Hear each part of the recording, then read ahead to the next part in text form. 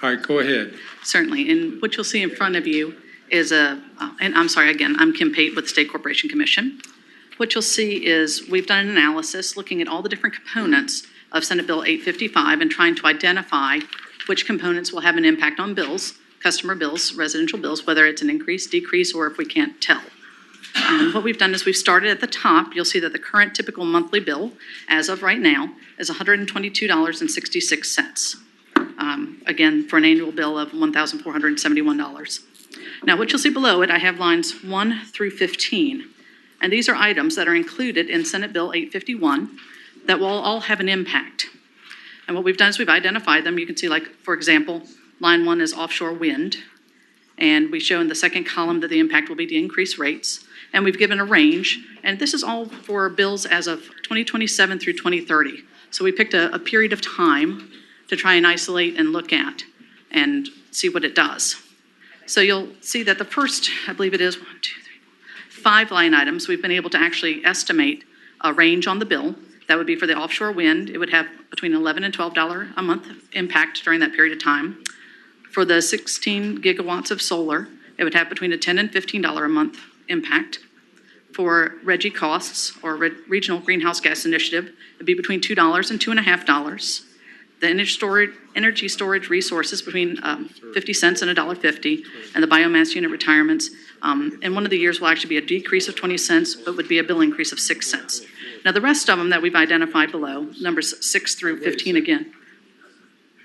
15, we've identified whether there will be an increase or a decrease, but at this time, we really can't make an estimate as to what it is. But if you look down, what we've done is we've added up the minimum amounts that we were able to quantify. And down near the bottom, there's an estimated monthly minimum increase that we've identified of $23.30, which would result in an annual increase of $279.60. So what you have is your bill would be going from $122.66 down at the bottom to $145.96. That's in 2030, right? Between 2027 and 2030. Okay, that's about 25% over 10 years, or 2.5% a year.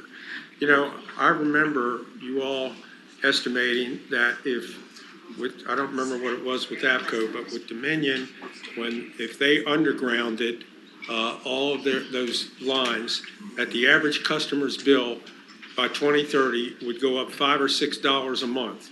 That's what you all said. And that's still on track. Right.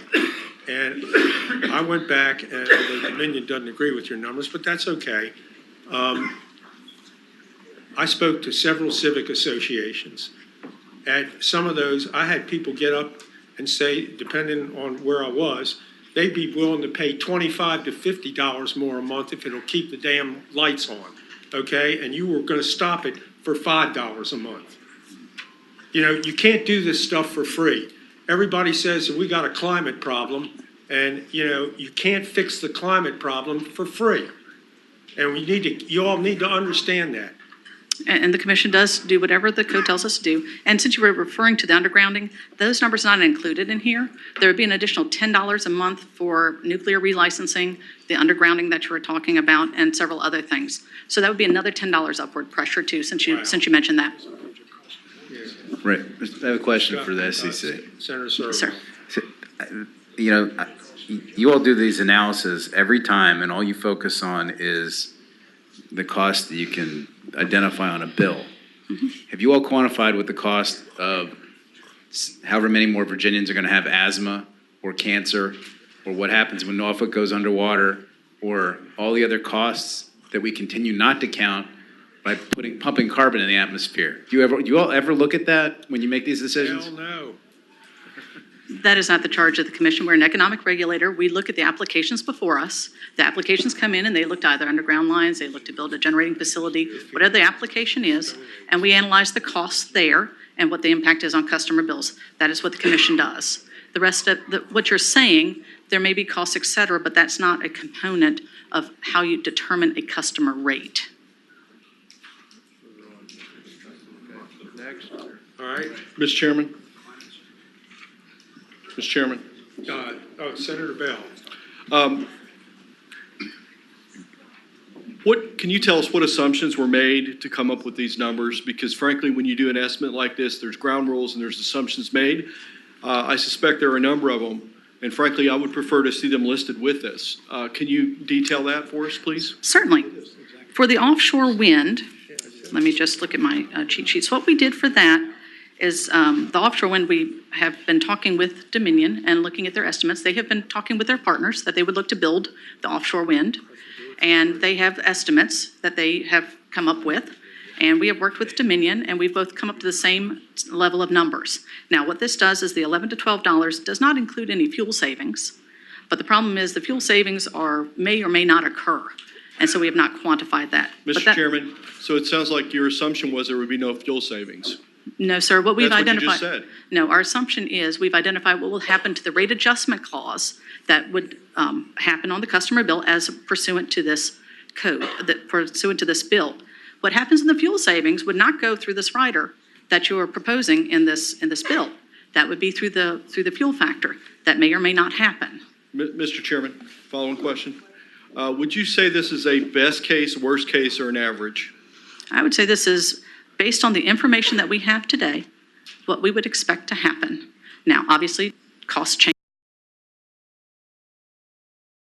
change, items change, and we would reflect that going forward when we have better information. But it's based on the information that we have today.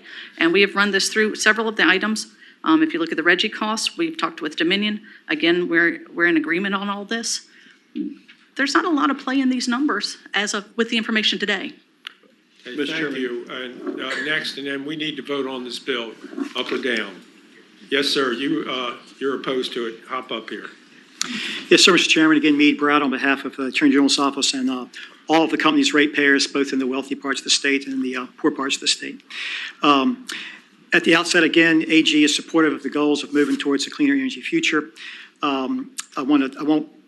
Ms. Pate spoke in detail, so I'm going to speak more generally here, and I'll be brief. This bill does effectuate a significant overhaul of how Virginia electric utilities will operate and serve their customers.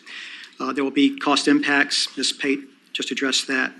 Would note that the bill mandates about 20,000 megawatts in new generation and energy storage capacity. The language expressly eliminates the SEC's role to determine the reasonableness and prudence of these enormous costs. Just in conclusion, in their view, the legislation will prevent the regulator from being able to work to accomplish the Commonwealth's clean energy goals in a manner consistent with the ratepayer protections. Thank you very much. Thank you. Next.